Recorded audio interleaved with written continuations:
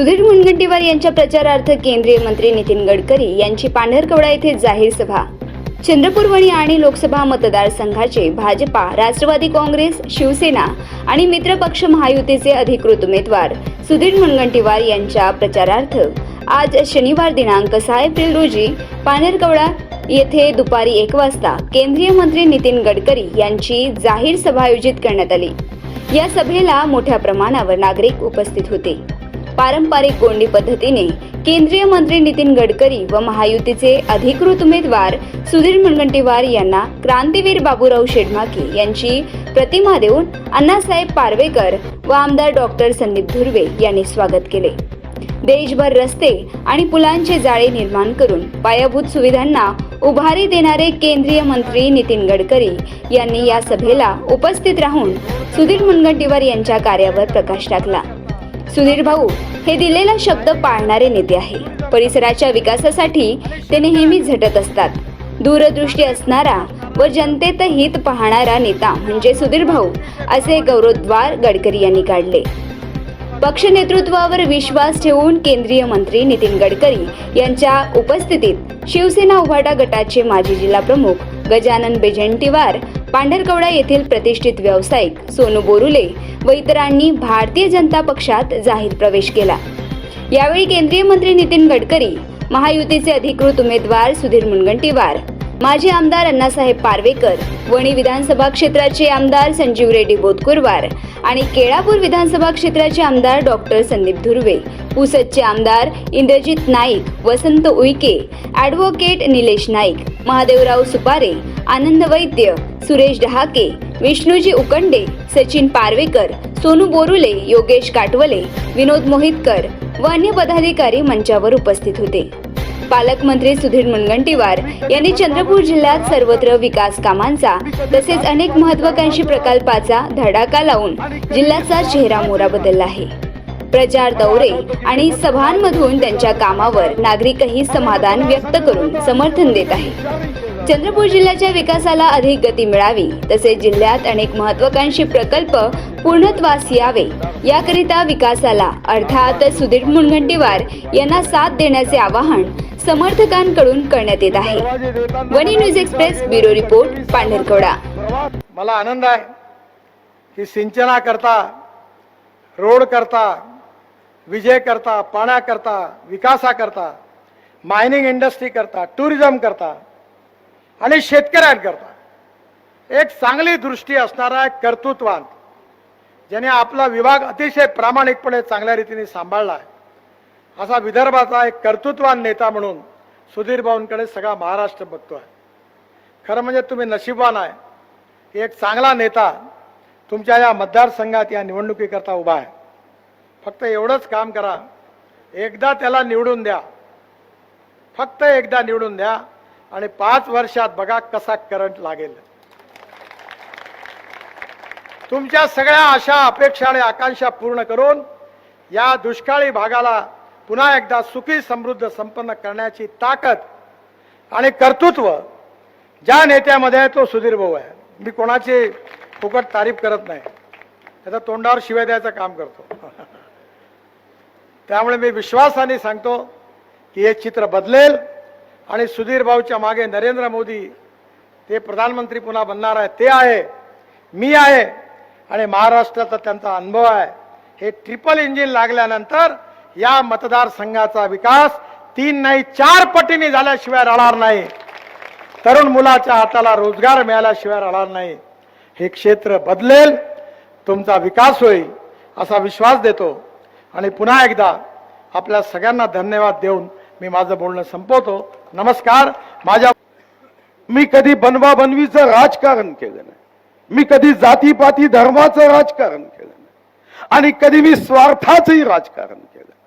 मला आठवतं की मी फक्त मा जगदंबेच्या दर्शनाला आलो, माझा मतदारसंघ नव्हता आणि तेव्हा मी कधी विचारही केला नव्हता की मी लोकसभा लढावी, पण माहित नाही त्या नवीन संसद भवनाचे दरवाजे माझ्या मतदारसंघातून मी लाकूड सागवान देऊन पाठवले. मग कधी वाटलं नाही की त्या दरवाज्यातून मगाही जावं लागेल. मी दरवाजे देताना मनात विचार केला की गडकरी साहेबांचा प्रवास सुखाचा व्हावा, पण आज त्याच दरवाज्यातून मगाही जावं लागतंय हे मात्र निश्चितपणे आहे. पण मी जातीपातीचं राजकारण केलं नाही. मी तुम्हाला हे आवाहन करायसाठी आलोय की जात ही आपल्या घराच्या उंबरठ्याच्या आत रोटी व्यवहार करायचा असेल तर आपण जात मानतो, पण सार्वजनिक जीवनामध्ये कधी जात नसते. जर एखादा पेशंट असेल तर डॉक्टरची जात पाहून तो आरोग्य तपासणी करत नाही. रक्त तपासायचं असेल तर पॅथॉलॉजिस्ट माझ्याच जातीचा असेल तर तो रक्त तपासायला जात नाही. विद्यार्थी शिक्षक माझ्या जातीचा असेल तर त्या शिक्षकाकडून मी शिकेन, अन्यथा अंगठा बहादर राहील असंही कोणी म्हणत नाही. आमच्या समाजामध्ये, आमच्या देशामध्ये जात ही उंबरठ्याच्या आत आहे, पण काही लोक स्वार्थापोटी जातीला निवडणुकीचा केंद्र बिंदू बनवण्याचा प्रयत्न करताय. मी आपल्या सर्वांना आवाहन करतो, अरे एका जातीसाठी उमेदवारी असेल तर बाकी जातींनी कोणाकडे पाहायचं? त्यांचे प्रश्न कोण सोडवेल?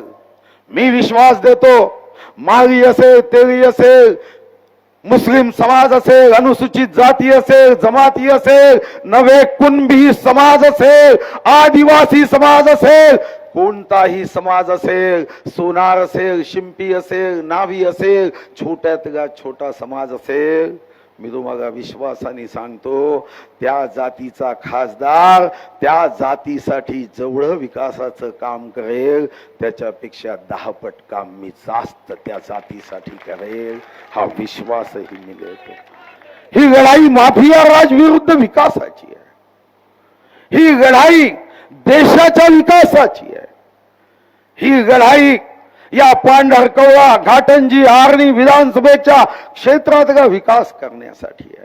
मी विश्वासाने सांगतो की या ठिकाणी MIDC आणि तीही ऍग्रो बेस MIDC करण्यासाठी मी जीवाची बाजी लावेन.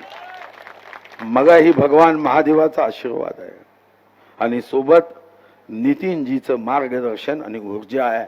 मी विश्वासाने सांगतो, मी जिथं हात टाकतो तिथं यश येतं. मी निवडणुकीमध्ये नेहमी विकासावर मत मागितले. मी माझ्या प्रतिस्पर्धी उमेदवाराला आवाहन करतो की तुम्हीही विकासावर मत मागा.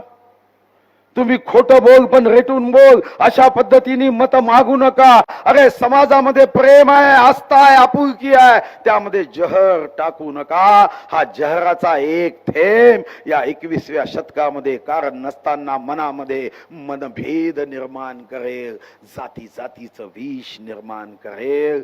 आपण विकासावर निवडणूक लढवूया. जर मग कोणी विचारलं तर मी शेकडो कामं सांगू शकतो. हा, मी देशातली उत्तम वन अकादमी केली, मी देशातलं उत्तम मेडिकल कॉलेज केलं, मी देशातलं जे वाराणसीमध्ये टाटा कॅन्सर हॉस्पिटल माननीय पंतप्रधानाच्या मतदारसंघात झालं ते NM नंतर नरेंद्र मोदी नंतर SM मतदारसंघात होते. मी देशातलं सुंदर बॉटनिकल गार्डन केलं, मी देशातली उत्तम सैनिक शाळा केली, मी SNDT युनिव्हर्सिटीचं 600 कोटीचं केंद्र केलं. देशाच्या केंद्र सरकारकडून 100 बेडेड राज्य कामगार आणि केंद्र कामगार विभागाकडून 100 बेडेड हॉस्पिटल केलं. मी अनेक लायब्ररीज केल्या. महाराष्ट्रामध्ये सिंथेटिक ट्रॅक असतील, मुंबई पुण्याला असतील, नाशिक कोल्हापूरला असेल, पण चंद्रपूर जिल्हा एक मात्र आहे जिथं 3 स्मार्ट सिंथेटिक ट्रॅक आहे जे महाराष्ट्रामध्ये कुठेही नाही. मी आदिवासी बांधवांसाठी वसतिगृह केली. मी त्या ठिकाणी मुलींसाठी कॉलेज केलं, मुलींसाठी शिक्षण संस्था केली, गोंडवाना विद्यापीठ निर्माण केलं, राष्ट्रसंत तुकडोजी महाराजांचा नाम विस्तार केला, क्रांती ज्योती सावित्रीबाई फुलेंचा नाम विस्तार केला. महात्मा ज्योतिराव फुले यांच्या वंशजांना जर कोणी न्याय दिला असेल तर देशात ते सौभाग्य मला एक मात्र लाभलं. अमरावतीच्या वैराग्य मूर्ती गाडगे बाबाचं नाव दिलं, चिचडोह प्रकल्प पूर्ण केला, पळसगाव आंबडी प्रकल्प पूर्ण केला, मी शिवणी चोर प्रकल्प पूर्ण केला, मी चिंचाळा प्रकल्प पूर्ण केला, बेंडाळा प्रकल्प 90% पूर्ण झाला, दिंडोरा प्रकल्प पूर्ण केला. एक मोठी यादी हे सिंचन क्षेत्रामध्ये मी केली. आरोग्य क्षेत्रामध्ये जे कुठं झालं नसेल ते करण्याचा मी प्रयत्न केला. मी विश्वासाने सांगतो, अब अगर आपकी साथ हो तो पांढरकवडा आर्णी वनी विधानसभेतही हा विकासाचा झंझावात हा मी आपल्यापर्यंत पोहोचवल्याशिवाय राहणार नाही.